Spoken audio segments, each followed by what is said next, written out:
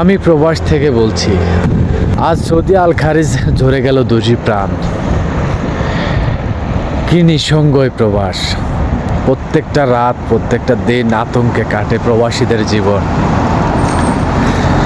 একমাত্র উপর আলাই শেষ ভরসা। আমাদের জীবনের একমাত্র শেষ আশা, শেষ ভরসা আল্লাহ তুমি। তুমি আমাদের রক্ষা করার মালিক। প্রবাসীদের জীবনটা কত কষ্ট হয়, কত যন্ত্রণাময়, একমাত্র তুমিই জানো। ঈদের কেনাকাটার জন্যেই আজ বাংলাদেশ দিশেহারা, খুব ব্যস্ততার মধ্যে যাচ্ছে তাদের দিন।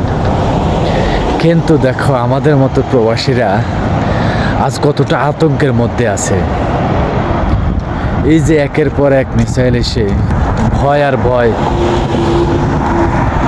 ভয়ে বুকটা শূন্য হয়ে গেছে, হাহাকার করে আছে।